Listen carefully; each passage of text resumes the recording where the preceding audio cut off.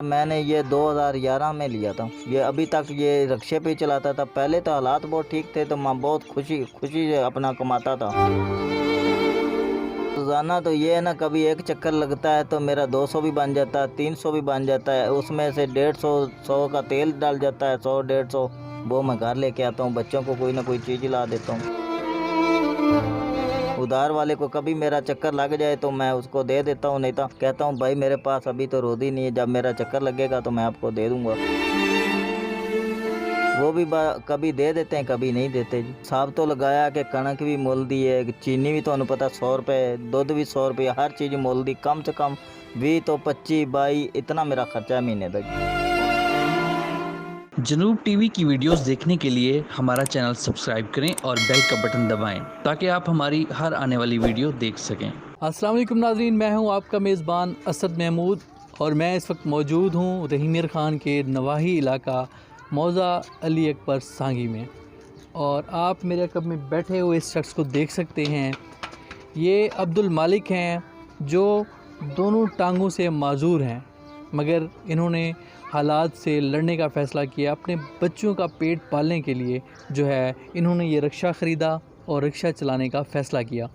मगर महंगाई के इस दौर में जहाँ तमाम तबक़ात मुतासिर हुए हैं तो ये भी बहुत मुतासिर हुए हैं। अब इनका ये कहना है कि जहाँ ये अपनी ज़िंदगी पहले हंसी खुशी गुजार रहे थे तो अब वो बहुत मुतासिर हुए हैं और कर्ज़ों की दलदल में फंसते जा रहे हैं अपने घर का किचन चलाने के लिए। तो हम आपकी इनसे गुफ्तगू कराते हैं और इन्हीं की ज़बानी आपको सुनाते हैं कि उनको रिक्शा चलाने का ख़्याल कैसे आया, पहले ये कितना कमा लेते थे और अब इनकी इनकम क्या है और ये हुकूमत से क्या तवक्कुआत रखते हैं। तो ये सब हम आपको इन्हीं की ज़बानी सुनवाते हैं। अब्दुल मालिक, आप सबसे पहले तो मैं आपकी इस कोशिश को सलाम पेश करता हूँ, आपको दाद देता हूँ कि जिस तरह आपने जो है ये अपने बच्चों का पेट पालने के लिए ये स्टेप लिया, ये इक़दाम लिया, बजाय इसके कि वरना तो लोग अक्सर भीख मांगना शुरू कर देते हैं, मगर आपने हालात से लड़ने का फ़ैसला किया। तो आप ये बताएं कि आपको ये ख़्याल कैसे आया? सर मेरे पास पहले एक 4 व्हीलों वाली मोटरसाइकिल थी, वो मैं चलाता था। फिर मैंने अपनी शादी की। शादी के बाद मुझे अल्लाह पाक ने एक बेटी दी है। फिर उसके बाद मैंने रिक्शा लिया। रिक्शा मैंने सोचा अगर मैं नहीं चला पाऊँगा तो मैं चलो ये दिहाड़ के लिए दे दूँगा ताकि 4 आने मुझे मिलेंगे। लेकिन वो मैंने चलाया तो मैं माशाल्लाह कामयाब हो गया। तो सर पहले तो मेरे पास माशाल्लाह रोज़ी अच्छी आती थी ताकि हालात भी अच्छे थे और महंगाई भी नहीं थी। अब तो सर महंगाई भी होगी, स्कूल भी बंद रहते हैं। महंगाई की वजह से, स्कूल बंद की वजह से मैंने बाडी उतार दी। फिर मैंने ये फटा बनाया, चलो कोई फ्रूट लगा लूँगा। मेरे पास तो इतनी इनकम भी नहीं थी कि मैं फ़्रूट लेके लगा लूँ। कम से कम इसमें 2 मन लगाऊँ तो फिर मेरी नज़र आएगी चीज़।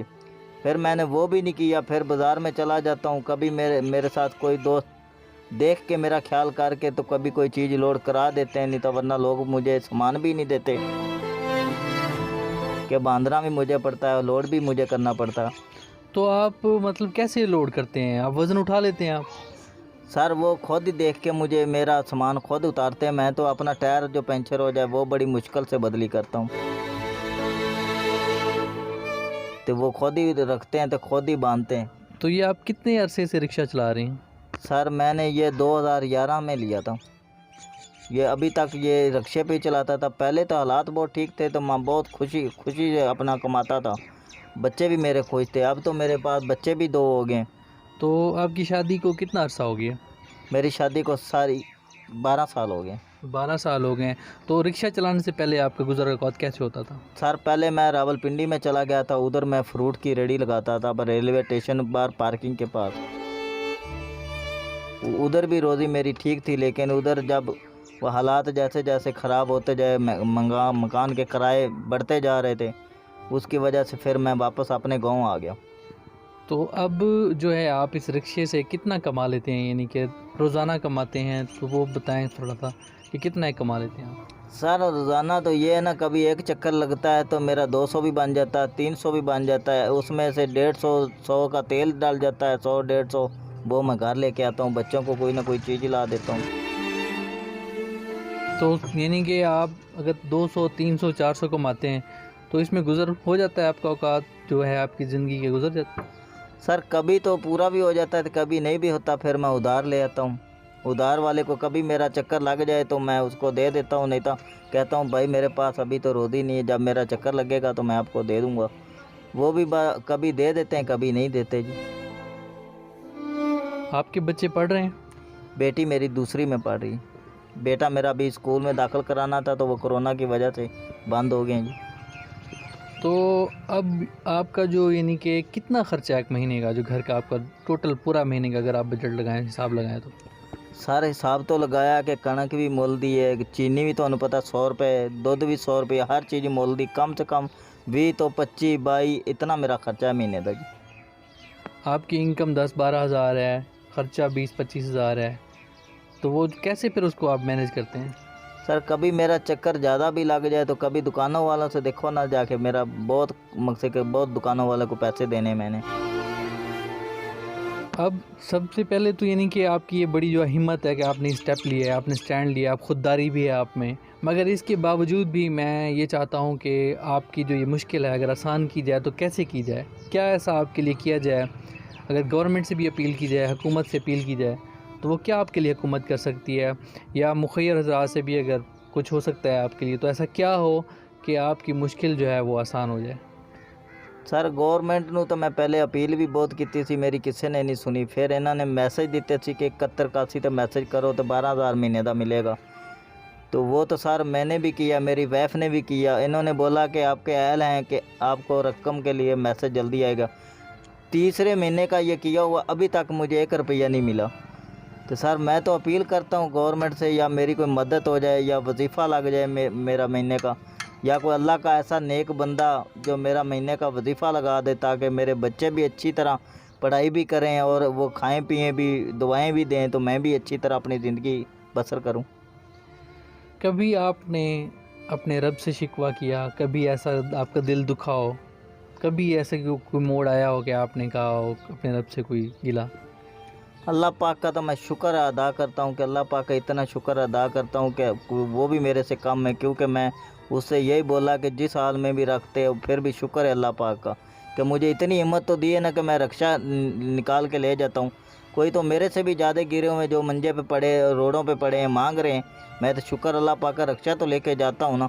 लोगों में ये तो नज़र में है ना कि ये चलो रोज़ी तो करता है ना।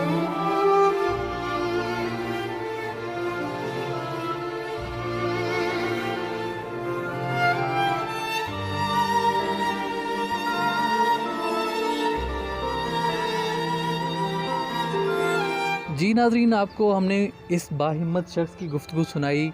इनका ये कहना है कि हुकूमत अगर मेरी सरपरस्ती करे तो मेरे हालात ठीक हो सकते हैं, मैं अपने घर का जो है चूल्हा जला सकता हूँ, और अगर मुखय्यर हज़रात भी मेरा साथ दें तो मैं इस कड़े वक्त से जो है बआसानी निकल सकता हूँ। ये बाहिम्मत शख्स जो कि बहुत ज़्यादा खुददार हैं, मगर हालात ने इनको इस सतह पे पहुँचाया है, इस नहज पे पहुँचाया है कि ये भी हुकूमत से अपनी दाद रसी के लिए अपील करने पे मजबूर हो गए हैं। तो हुकूमत को भी चाहिए कि इनका साथ दें, और मुखय्यर हज़रात को भी चाहिए कि इनका हौसला बढ़ाएं और इनके सर पे शफ़क़त का हाथ रखते हुए इनकी मदद करें।